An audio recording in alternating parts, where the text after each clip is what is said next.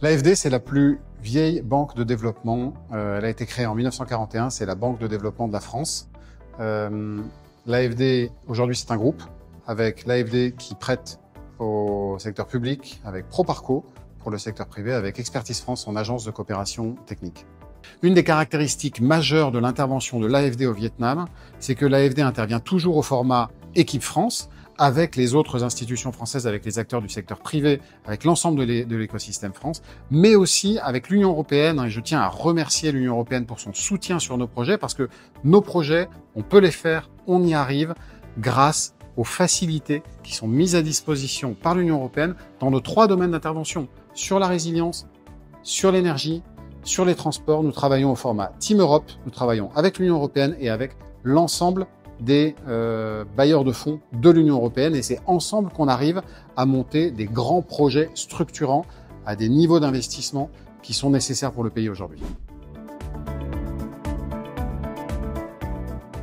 Ce que nous avons souhaité montrer, c'est que l'AFD est depuis 30 ans aux côtés du Vietnam et répond aux besoins du Vietnam sur ces 3 décennies, depuis la grande transformation agricole, les grands enjeux de transformation industrielle et aujourd'hui les grands enjeux du moment qui sont ceux de la nouvelle ère, ceux de la connectivité, des transports, de l'énergie et de la résilience aux impacts du changement climatique.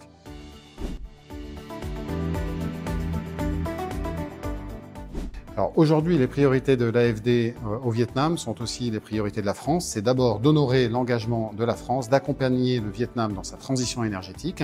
La France s'est engagée à financer 500 millions d'euros d'investissement dans le secteur de l'énergie. C'est ce que nous faisons, dans plusieurs endroits du territoire, au travers notamment de l'énergie hydroélectrique, au travers de projets symboliques comme le grand barrage de Ba Khai par exemple. Ça, c'est le domaine de l'énergie. La deuxième grande priorité, c'est celle de la décarbonation des transports, qui est un enjeu majeur dans la transition, dans le moment économique où est le Vietnam. Ce que nous avons commencé à faire avec la ligne 3 du métro à Hanoï, ce que nous allons continuer dans sa prolongation jusqu'à la gare de Hanoï. Et nous avons des enjeux de soutien du Vietnam sur tous les enjeux, notamment ferroviaires. Durant ces 30 dernières années, l'enjeu a été de bien comprendre les besoins du pays.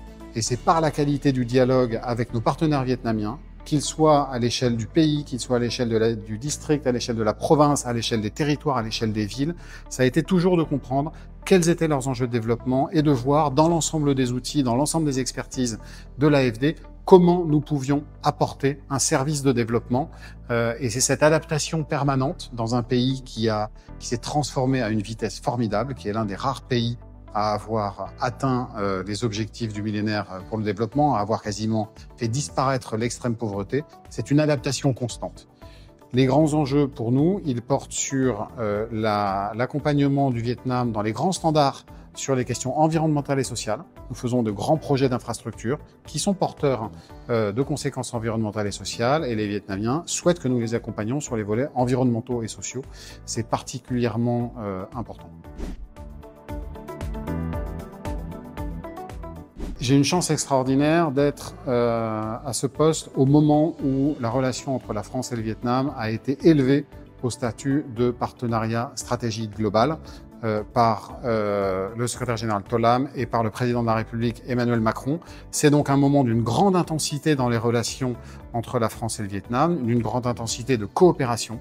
Nous avons de nombreuses visites de haut niveau, ministères vietnamiens venant à Paris. Nous avons des visites ici très actives, des champs de coopération qui sont des champs d'avenir sur lesquels on peut se rencontrer. Nous travaillons avec la SNCF, avec RTE, avec le BRGM sur des transferts de compétences, des transferts de savoir. Ce moment est particulièrement enthousiasmant. Ce qui est, je crois, extraordinaire pour le Vietnam, c'est cette trajectoire de développement, c'est ces 30 dernières années. Depuis le Doi Moi jusqu'à cette nouvelle ère qui s'ouvre, les transformations du pays sont phénoménales.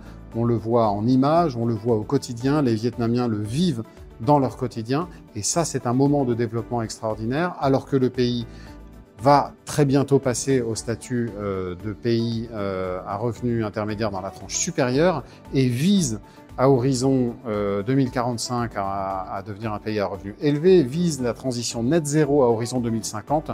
C'est ce chemin de croissance impressionnant, c'est cette ambition du pays qui en font un moment extraordinaire, je crois.